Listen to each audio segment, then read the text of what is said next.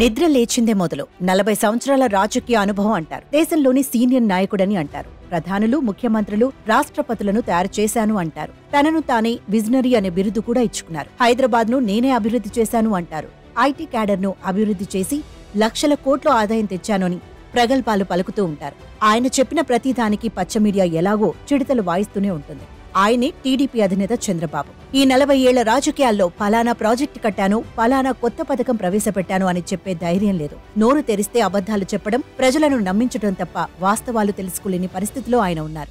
ఏది ఆయన కట్టిన ఒక్క ఫ్లైఓవర్ చూపించమనండి, ఆయన వేసిన ఒక్క కొత్త రోడ్డు, ఆయన నిర్మించిన ఒక సాగునీటి ప్రాజెక్ట్, ఆయన అమలు చేసిన ఒక్క సంక్షేమ పథకం, విద్యార్థులకు, చిన్నారులకు, రైతులకు, పేదలకు, మహిళలకు, యువతకు చేసిందేమైనా ఉందా అని ప్రశ్నలు వస్తున్నాయి. ఇందుకు సమాధానం చెప్పే దమ్ముందా అంటే లేదు. పైకి మాత్రం మేకపోతు గాంభీర్యం ప్రదర్శిస్తూనే ఉంటారు.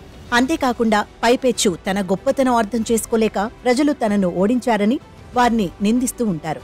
రాజకీయాలకు కొత్త, పాలనకు కొత్త అని టీడీపీ ఎల్లో మీడియా విమర్శించే వైఎస్ జగన్ ఏమేం చేశారో తెలుసా అంటే పార్టీ శ్రేణులు బోలెడంత లిస్ట్ చెప్తున్నారు. అప్పుడే పుట్టిన శిశువు నుంచి పండు ముసలి వరకు విద్యార్థులు, యువత, రైతులు, మహిళలు, మైనార్టీలు, వికలాంగులు, వృద్ధులు ఇలా అన్ని రంగాల వారిని తన వాళ్లుగా చేసుకున్నారంటున్నారు. రైతులను ఆదుకుంటూ వస్తున్నారు. విద్యార్థులకు చదువుకునేందుకు అవకాశాలు కల్పిస్తూనే విదేశీ విద్యకు సైతం 1 కోటికి పైగా ఆర్థిక సాయం అందిస్తున్నారు. చిన్నారులకు సంపూర్ణ పోషణ పేరిట అంగన్వాడీల్లో బలవర్ధకమైన ఆహారం అందిస్తూ వారు స్కూల్కు వచ్చేసరికి స్కూళ్లను బ్రహ్మాండంగా వృద్ధి చేసి కార్పొరేట్ స్కూళ్లను తలపించేలా మార్చేశారు.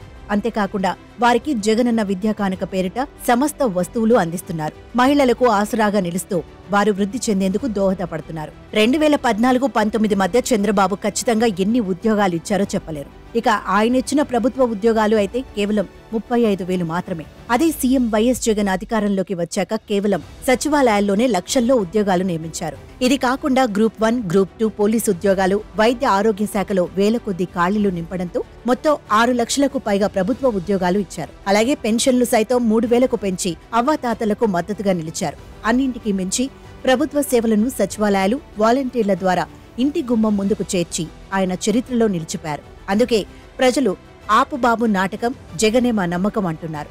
మరోసారి జగన్కే పట్టం కట్టేందుకు సిద్ధమవుతున్నారు.